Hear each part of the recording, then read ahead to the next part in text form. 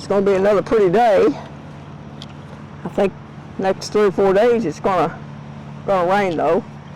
But anyway, let's get on to what I was thinking about. I was thinking about, new trike riders.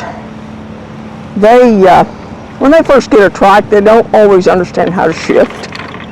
They have to learn how to shift. And sometimes the shop that they get their trike at while they're riding or test riding, they teach them how to shift. Some of them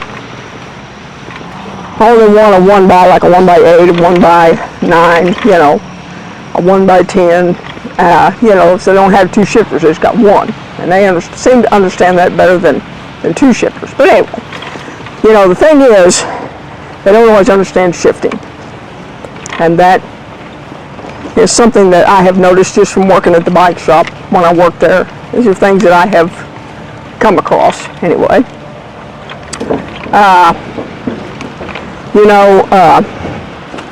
Another thing is they forget the brakes are on the front of a trike. They forget that the brakes are on there, and sometimes when they're test riding, they'll be going along. They may not be going very fast, or they'll put their feet down to stop. And that's not a real good idea. I've had to tell people that they need to be careful, that they should be careful and not do that, because they could pull their leg underneath that bar in the front and could really hurt them, be like leg suck basically, and that could hurt their leg. Anyway, there's things like that I've had to tell people when they're test riding a trike or whatever. They get them a motor, and they get an overpowered motor. They get a motor that's really, really powerful, like a 500 watt or 750 watt motor. And they're riding the trike, and they enjoy it, and they go around a curve and flip the thing over, and then they're afraid to ride after that. And it's like, okay, I don't know if they just hit one brake, or if they hit them and they hit both brakes, and they didn't, lean a little into their turn or whatever. You don't have to lean way over, but just lean a little bit into your turn. That's just some things that I've known have happened, and then they want to sell the trike and they don't want it. They're afraid of it. It tipped over on me. It threw off. I'm supposed to be more stable than this. Well, it is stable. It's just the fact that they didn't,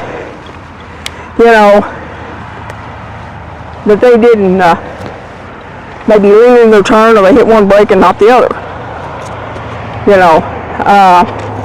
That's some things that happen, that I have noticed that people do. Anyway, they get a cheap trike, and then they decide they don't like it. And it's like, they don't like it. They want a different trike. Sometimes they come back and they trade it back in and upgrade to a different trike, which that's fine. But then, they're dissatisfied with the one they got, and they've already spent their money, and then, of course, sometimes they want all their money back, and it's like, no, it's kind of like a car. It depreciates as you leave, and probably not as much as a car, but it does depreciate. Anyway, there's different things that happen like that. Like I said, I've encountered a lot of this when I worked at the bike shop. And something I think that everybody should know is if you have a flat, I feel like even on the front, you should be able to change it, especially if you're out away from any place to go to a bike shop. I mean, if you're on a long ride, like if you're on the Katy Trail or one of the trails out east somewhere riding, or you're riding the Natchez or something, you should be able to change the tire, at least the one on the front. I understand the back may have a motor, and you may not be able to not feel not confident enough to unplug the motor and take the wheel off and all that stuff. That I understand. But I'm talking about just a front wheel. And if you don't have a motor, it's different.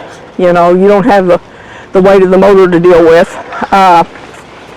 But I feel like people should know how to do those things. You know, carry a tube, carry a patch kit, things like that, you know. And another thing is, they buy a trike and they get a, you know, like an 8-speeder or 9-speeder or 10-speeder, whatever, and they put a motor on it. And then they spent the money and they decide, well, this isn't for me. You know, I don't like this.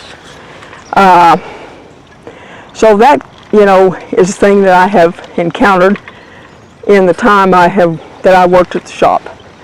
You know, I have learned that people don't always like a trike when they get it, like, this isn't for me. I really don't like this. I don't care for it. It's not what I want, you know. So then they want to sell it, and it's hard to sell one. Sometimes it's, I mean, used ones, yeah, you can buy them, but there's so many of them out there for sale. It has been in the last year or so that it's hard to sell one. It was hard to sell one in the shop, very easy, because we had to have a certain percentage, and then we give them, you know, the rest or whatever, and it just made it hard. But anyway, that's some things that kind of falls back on, you know, and it's a big consideration to buy a trike and to, you know, be able to, you know, justify the money that you're spending, you know, especially if you buy a trike or a motor. And, you know, it makes a difference. It really difference. If you spend, you know, between $3,000 and $6,000, you know, $5,000 to $6,000, I should say, and you buy a trike and you don't like it, you know, that's not a good thing. You want to like the trike. You want to be able to enjoy it. You want to be satisfied with it once you buy it, you know, and I realize it's a big deal to buy one. And you want to also, if you have a friend that has a trike, you may want to ride theirs. Or if the trike shop that you're going to look at trikes at will allow you to either rent one or loan you one or whatever, then do that. So that way you can say after a couple of days, I either want it or I don't want it. And that way you don't have to spend the money. It's cheaper to do that than it is to, you know, fork over the money for a trike that you might regret buying later. And those are some things that I have encountered working at the trike shop.